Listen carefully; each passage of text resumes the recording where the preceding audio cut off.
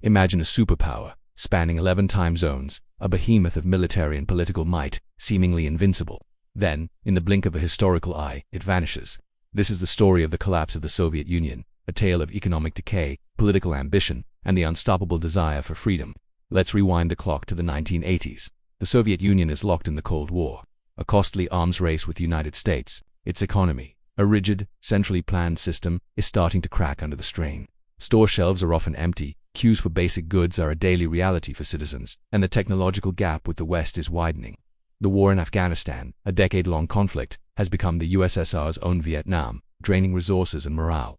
The people are growing restless. A sense of stagnation or zastoi permeates society. In 1985, a new younger leader comes to power, Mikhail Gorbachev. He recognizes the deep-seated problems and introduces two revolutionary policies. Glasnost, meaning openness, and Perestroika, meaning restructuring. Glasnost allows for more freedom of speech and press. For the first time in decades, citizens can openly criticize the government and discuss sensitive historical topics, like the atrocities of the Stalinist era. Perestroika aims to reform the economy, introducing elements of market-like competition. Gorbachev's goal isn't to dismantle the USSR, but to save it, to make socialism more efficient and humane. However, these reforms are like opening a Pandora's box. The newfound freedom of speech unleashes a torrent of long-suppressed frustrations and nationalist sentiments.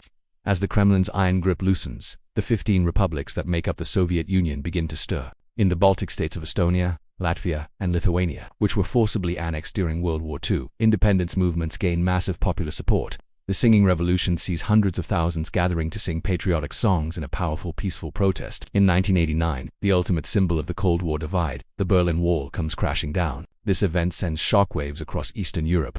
One by one, the satellite states of the Warsaw Pact break free from Soviet control.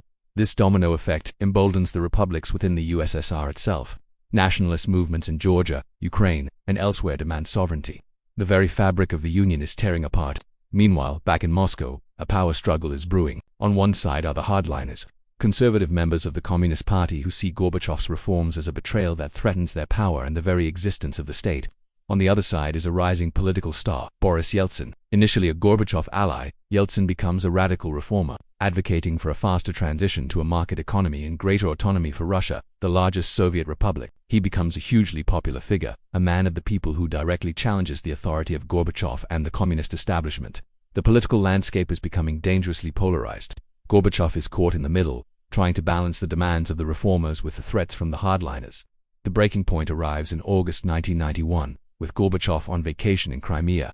A group of hardline communists, including the vice president and the head of the KGB, launch a coup. They place Gorbachev under house arrest and declare a state of emergency, attempting to roll back the reforms and reassert centralized control. Tanks roll into Moscow, but the plotters fatally misjudge the public mood. Tens of thousands of Muscovites pour into the streets to defy them.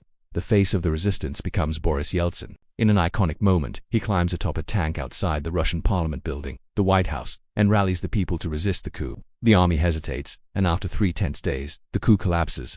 The failed coup is the final nail in the coffin for the Soviet Union. It shatters the remaining authority of the central government and fatally weakens Gorbachev. In contrast, Boris Yeltsin emerges as the undisputed hero, the most powerful politician in the land. In the weeks that follow, republic after republic declares its independence. The Soviet structure is effectively hollowed out. Gorbachev tries desperately to hold the Union together in some new, voluntary form, but it's too late. The momentum for dissolution is unstoppable. The leaders of the republics no longer see any benefit in remaining part of a moribund superstate. The world watches, holding its breath, as the superpower teeters on the brink.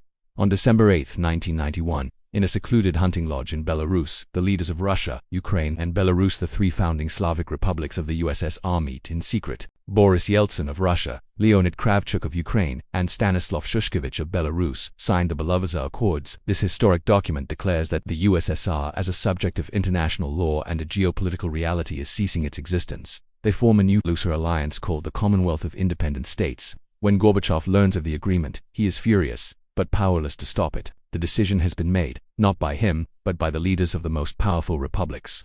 Just a few weeks later, on Christmas Day, December 25, 1991, Mikhail Gorbachev addresses the nation and the world one last time. In a televised speech, he announces his resignation as president of the Soviet Union. He acknowledges that the Union can no longer be preserved and formally transfers control of the nuclear arsenal to Boris Yeltsin, the president of Russia. That evening, the red Soviet flag with its hammer and sickle, which had flown over the Kremlin for over 70 years, is lowered for the last time. In its place, the white, blue, and red tricolor of the Russian Federation is raised. The Union of Soviet Socialist Republics officially ceases to exist. A new era has begun.